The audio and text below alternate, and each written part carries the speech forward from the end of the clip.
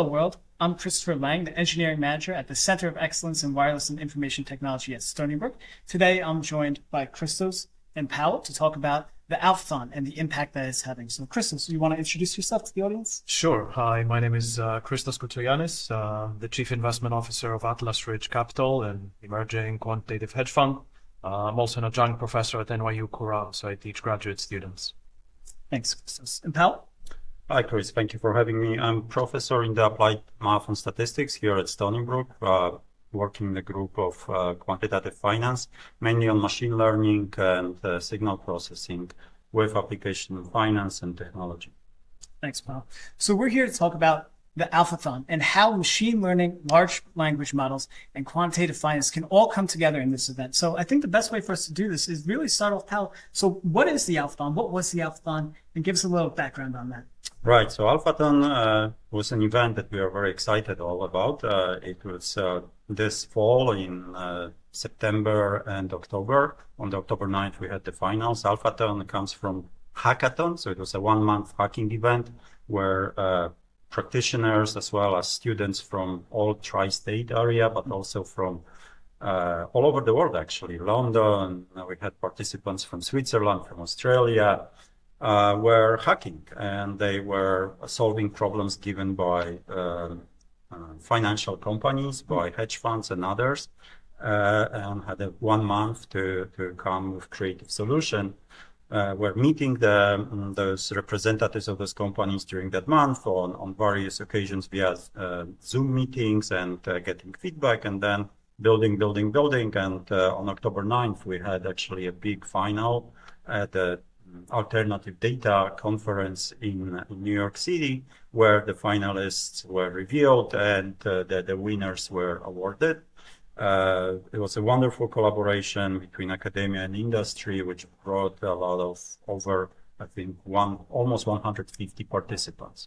Yeah, so really it sounds like you're taking what you're learning in the classroom and bringing it into the real world, meeting with different industry members, meeting with all the faculty, and kind of bringing that and trying to solve the problem, right? Yes, so like, finance, especially quantitative finance, can be a little bit secretive. So here we were like bringing the first time this ability for the students to learn what's behind the doors a little bit, learn also from those companies, and explore alternative data, machine learning approaches, which maybe are not in textbooks or sometimes not even in papers. Yeah, I think it's a really valuable opportunity for students. But I think also from the company's perspective, there's a lot of different ways that adds value to the company side. How would you say that the Alphathon really contributed, the company's success and how they found that value? It was really interesting for the company. So first of all, the hackathon Alphathon was open to professionals as well. So a lot of the participants were students, graduate students, masters and PhD, but we also had very experienced professionals competing, which was really interesting to see people from the trading or the risk side, experience in portfolio management and risk management, taking part in this hackathon. So it was really interesting. We had 4 companies bringing the questions. So we partnered with 4 leading asset managers and hedge funds, including Point72, Cubist, Alliance Bernstein. And we came up with questions that are really relevant to the research being done in asset management, in hedge funds. So we wanted something that wasn't just a simple Kaggle competition, here's a data set, data mine it. We wanted something that is actually relevant to financial markets with all the difficulties that come with that, problems that are less well specified, more difficult. That's why it was a 1-month hackathon. The questions covered all sorts of areas in portfolio optimization, in dealing with difficult and asynchronous data, in dealing with new machine learning techniques and large language models. It was a very interesting cross-section of problems. So I think the firms that partnered with us were able to get some interesting research pieces, and some of the contributions that we saw were of really high quality. The code was great. The way they approached the problems was great. But they were able to find talent to recruit as well. There was a recruitment angle that we didn't think would be there, but ended up being very relevant to this hackathon. Well, I think when you get everybody in the same room working on those types of problems, that kind of naturally occurs, right? Where you're meeting people, you're networking, you're working on solving these, and you start to see what kind of skills people have and what kind of different talents you bring them to the table. So when you were seeing all these different challenges, Christos mentioned it's not a Kaggle competition. So what kind of standout projects did you see from students when they were really working at the Alphathon? So there was a number of interesting projects actually in each category. We had 4 problems, and all the finalists that made to the final event submitted very interesting projects. One of the problems was on large language models, and we had a group who was mining from Reddit to LinkedIn, all kinds of alternative data sources, seeking alpha and building this LLM-based sentiment analysis to outperform S&P 500. And they went depth and wide with their solution. We had a group of students who work on an online processing library with one of the hedge funds that sponsored the event, the question, and they build tools which are really state-of-the-art nowadays. So in Europe's conferences or other machine learning conferences, we had another teams which work on detecting pure alpha, or finding the alpha in managers' recommendations, and they created innovative solutions that even surprised the judges that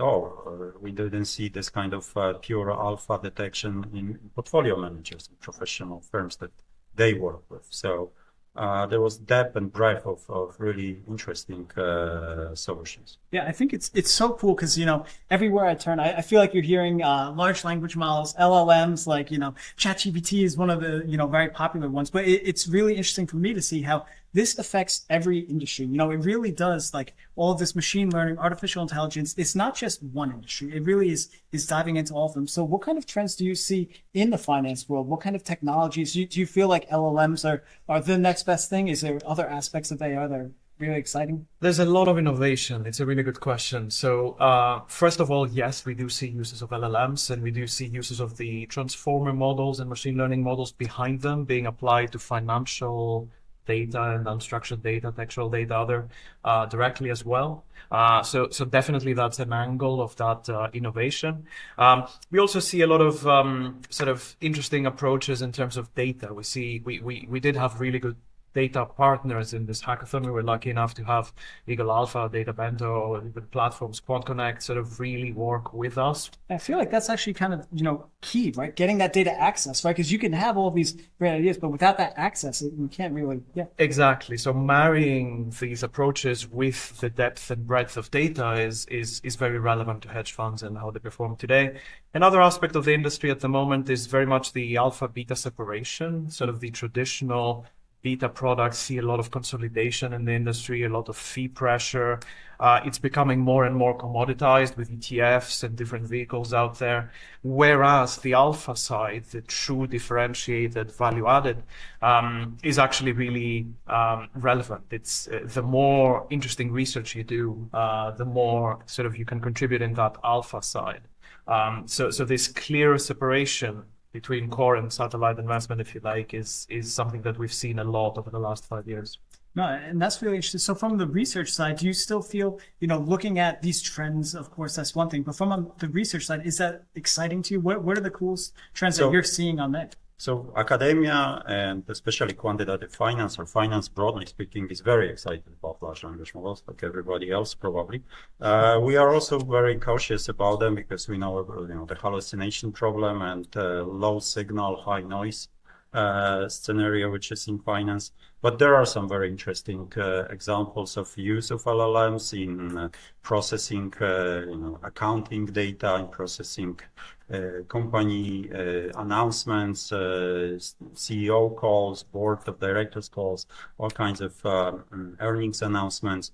And there is also a trend in building new large language models for time series data, for foundational time series analysis.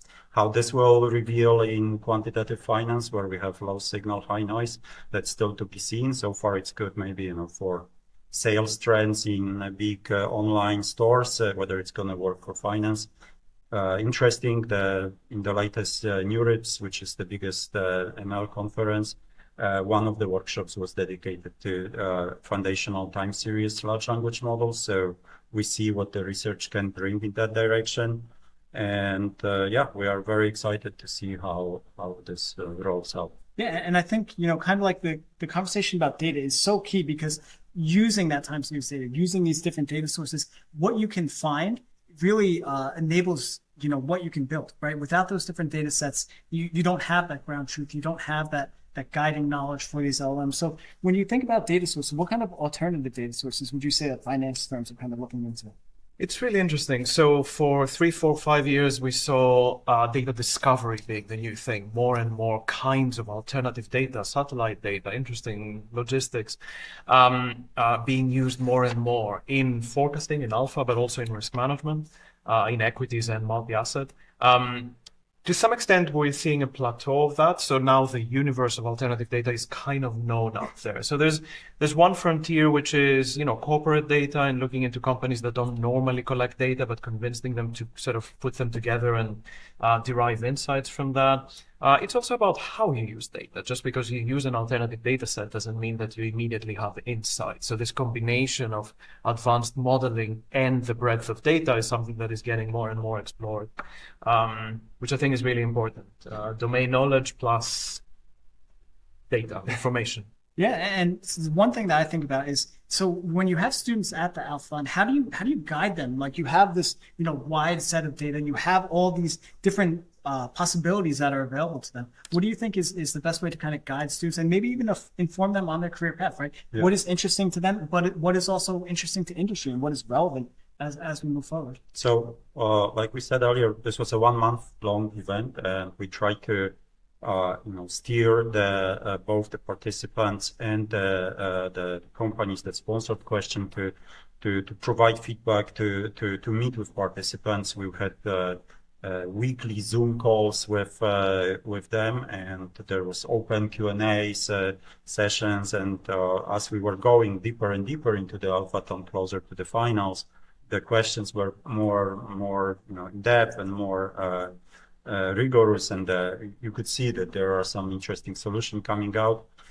So at least in terms of the Alphathon, we were trying to help the participants match the demand from the question providers, not guiding them too much to specific solutions, because in the end, we had 77 or something like that teams competing on 4 problems, and they could choose multiple problems. So we wanted to create a breadth of different solutions and give them the floor to create what they want, but still answer the questions that the judges wanted.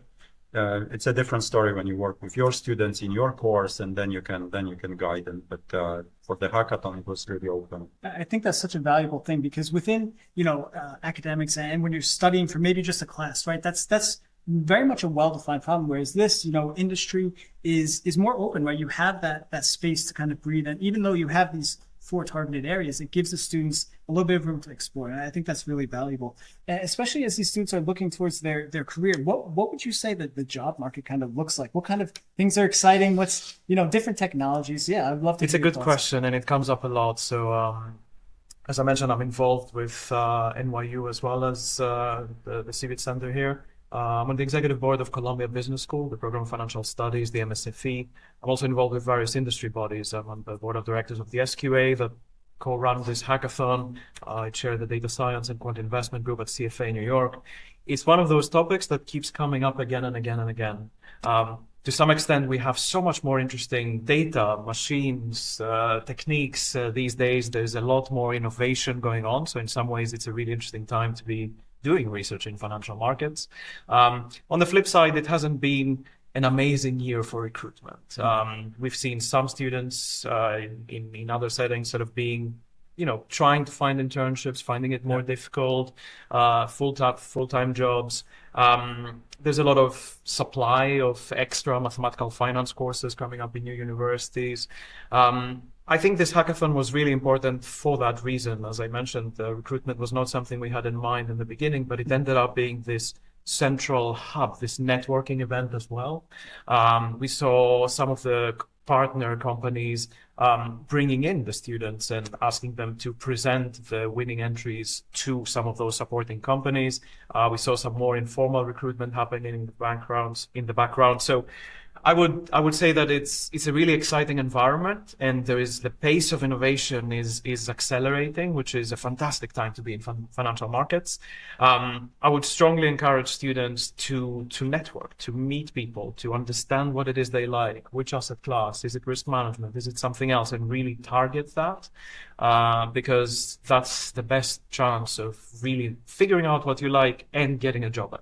Yeah, and I think that makes, the Alphathon was such a valuable thing because you can get excited about that. You can start to dive in, and you can really kind of see from all of this different information that's available what excites me and what, And we saw lots of people from the judges. We had a panel of experts from a lot of the leading asset managers and then investment banks and the director of the CEWIT program here discussing the results in context. This networking aspect goes well beyond the backgrounds.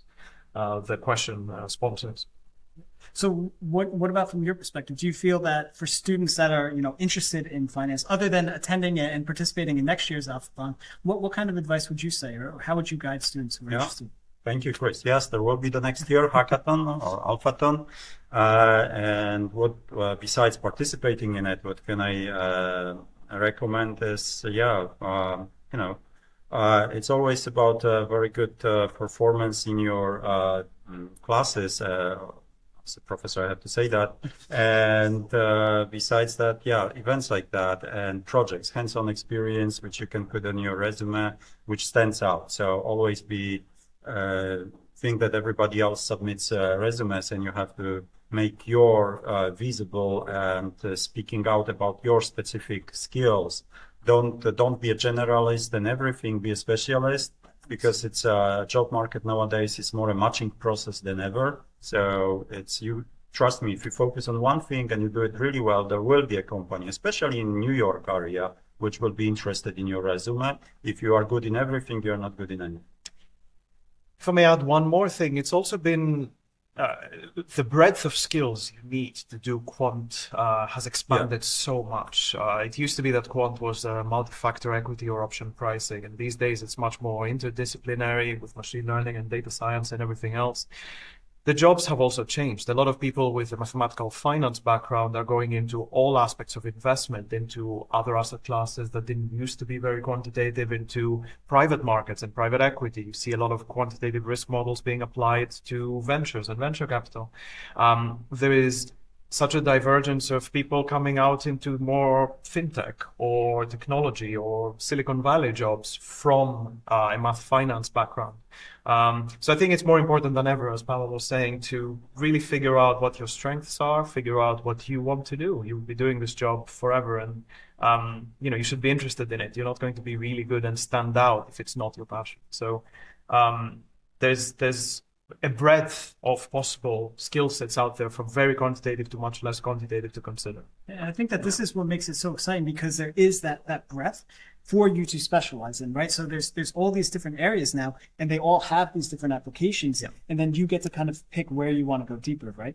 So that does lead me though into the fun question, which I'll give to you. So if we are going to look at students in the 5 to 10 year time horizon, what kind of technologies, what kind of things should people be looking at? I'm asking you to predict the future a little bit. So what do you think in 5 to 10 years from now will be exciting and interesting on the industry side?